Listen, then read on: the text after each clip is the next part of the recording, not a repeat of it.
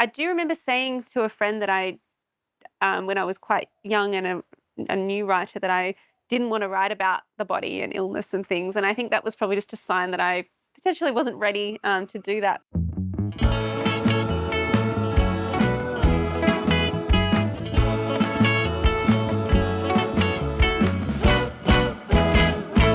Hi, my name is Katherine Brabon, and I'm the author of the novels The Memory Artist, The Shut-ins, and Body Friend.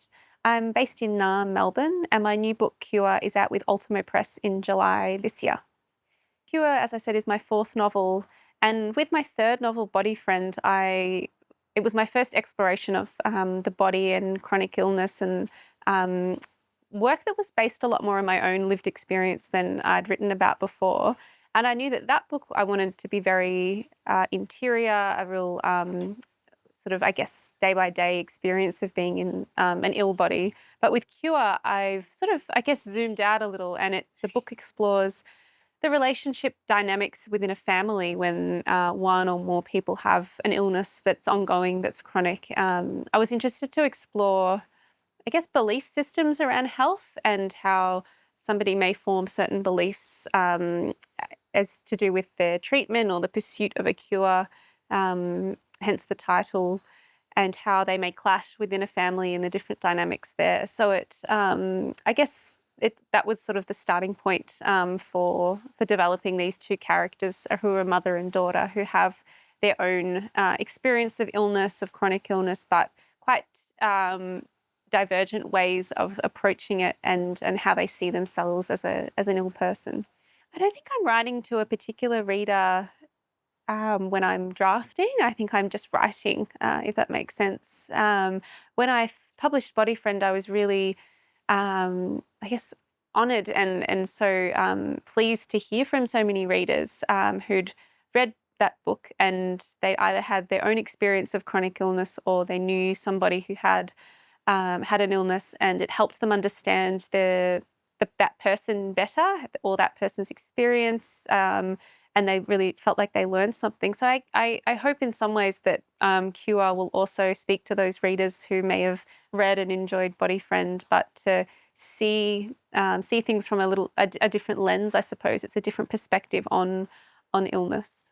I'm very interested in, I guess, narrative, and in the sense of the narratives maybe that we tell ourselves about how we should be a certain way when that comes to, I guess, to illness in the body. But I'm also interested in narratives that are, I guess, received and that we hear around us. So in society, on the internet, through, I guess, the different stories that people consume and digest, just in their daily lives. And I think with Cure, I was interested in what are the stories that a person who's chronically ill deal with? And one of those is that pursuit of a cure, I suppose. Even if it's not possible, it's still this alluring, sort of fantastical point at some distant point in the future. And I think I was, I guess, really interested to think about the ways that over history, maybe religion has played a big part in the pilgrimage, the healing sites, the healing stories and miracle stories.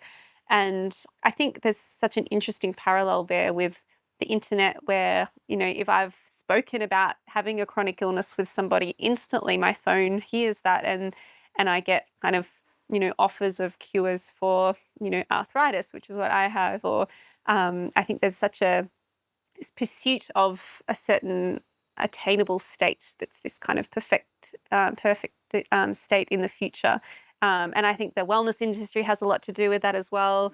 And so, yeah, I hope that it makes people, I guess, think about all of those different stories that we receive, stories that we tell ourselves, and how, I guess, also, I think with Body Friend and also with this book, I guess I want to have a compassionate viewpoint on that, though. I don't want to sort of maybe, put down any particular perspective, because I sort of understand through firsthand experience how we really do want that story to be true. And even if we know deep down, we believe in the science, we know from our doctors telling us that, this is not curable right now, how alluring and how strong that pull is to still find some way to make yourself feel better. And I don't want to put that down and and say that, that's a stupid perspective. I really hope that it does give some compassion, and I think that I like to leave complexity and ambiguity in a book, and I don't think there's sort of a right way to go about that. But I hope that,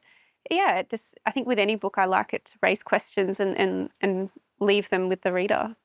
My first two books, The Memory Artist and The Shut-ins, they, I guess, came from my very early experiences as a emerging writer, and I guess I'd done a lot of travel, and then I was a student studying history, and I think those books really reflect that stage of my life in terms of my interests and my travels at that point in time. The first one is set in Russia because I was doing a lot of historical research, and I traveled to Russia, and I was really interested to write about that time. With Japan, similarly, I'd sort of been just consuming a lot of information books, movies, travel to Japan, and again, just a place that struck me that I wanted to write about. And then I do remember saying to a friend that when I was quite young and a new writer, that I didn't want to write about the body and illness and things. And I think that was probably just a sign that I potentially wasn't ready to do that. But eventually, Body Friend came about from initially a short story that I decided to attempt to write about a young woman with a chronic illness and part of her experience. And then something about the voice just stuck, and I realized I did have, I guess, this body of knowledge and wisdom that it was born from experience that I could explore in a book. And then it was the task of working out, how to do that. And I mentioned Body Friend is that quite interior book, and then Cure is a bit more expansive and more about relationships and families around illness. So it has been an interesting trajectory to get to this point, but in many ways, I'm glad I waited. I think a few books in, and now I feel kind of ready to explore this more um, and material that's more related to my own experience. No, I'm not a full-time writer. So I work at a university. I'm a learning advisor there, where I work one-to-one with students on often their writing skills. Their learning skills is quite a broad concept, but yeah, there's a lot to do with writing. I really like working with students. It's really nice role. I'm currently on maternity leave, so my other big job at the moment is being a mother, and then from time to time I run workshops or do some freelance copywriting as well, and all those little things that we cobble together to try and make a living as a writer. I do love to write in a cafe. I think that's how my first two books in particular were written. Definitely, I was living in a share house when I was first writing, so I guess you seek out those public spaces a little more, like libraries. I also like to write in libraries. And then I guess more recently, now having a little baby, it's a lot harder to find that time, definitely.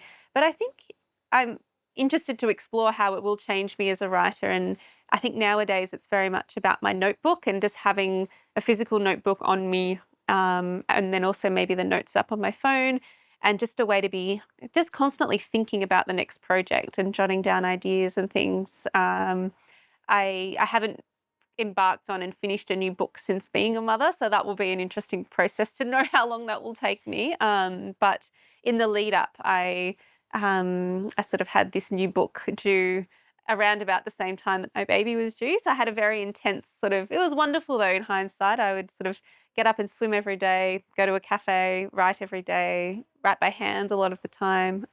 So I'm hoping to find a new balance, a new routine. But I think I'm probably stricter with my time now. So I'm hoping that I will just, when I sit down, I just have to work now. I don't have a whole day to sort of think about, whether I'm happy where I'm working or whether I should go to another cafe or whatnot. I just have to sit down and write. So I think in some ways it should be hopefully good. If you could have dinner with any author, living or not, who would you choose and why?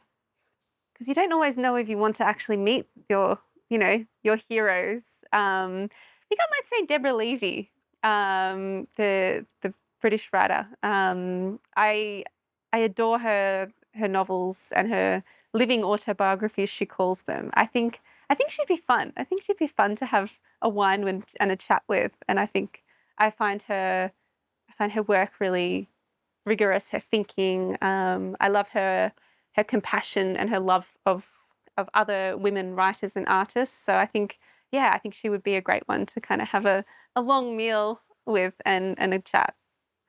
In 2025, I think we talk about literature and what it can do, and I think a lot of writers right now, this the last 2-3 years with so much I don't know, so much destruction in the world, so much there's genocide, there's so much pain and death, and then we sit down at our computers and think like, you know, what am I doing as a writer? Like, why am I writing, making up this sort of thing?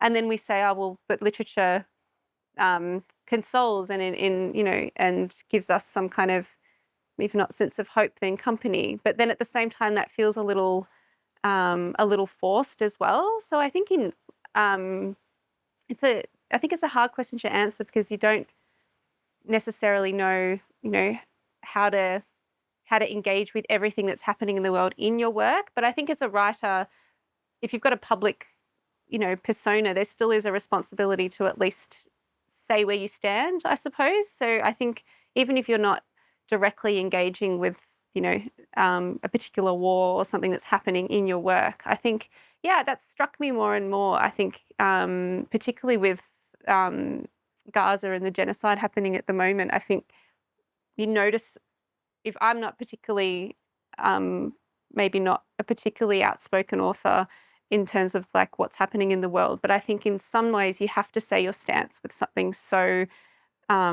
major as a historical like catastrophe that's happening in our lifetime. So yeah, it's an interesting question. I think we console ourselves that literature does console and give us company, but I think we still need to also sort of, we can't just hide within our books and feel like we're not sort of part of the world. So I hope that's sort of an articulate answer. It's a difficult, I think about it a lot, and I think it's something that, yeah, we need to be able to articulate and think about as a writer.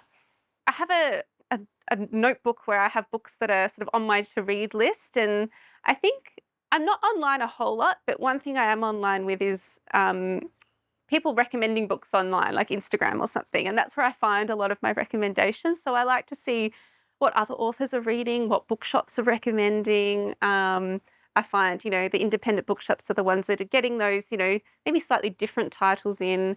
I love reading in translation. Like one of my favorite publishers internationally is probably Fitzcarraldo. I find they just have some really interesting titles, often a lot of translated work. So I don't necessarily seek out a particular genre or country of origin. I just sort of think I like slightly maybe darker works. I'm reading Gwendolyn Riley at the moment. I read her one, First Love, a while back, which was published a while ago. But again, I just like, if it's a book that's been out for a while, that sort of doesn't bother me either. I'm now reading her My Phantoms, which again, very dark, very unsettling, but I'm enjoying it. And then I like to sort of know what my contemporaries are publishing as well. So I've just finished Michelle de Kretz's Theory and Practice, which was brilliant. So I think I just read widely and I just follow what's interesting to me, and try and chip away at that long list of books that I have that I want to get to, and then I buy more or get more from the library and I get overwhelmed, and then it's always the way, but that's what we love doing.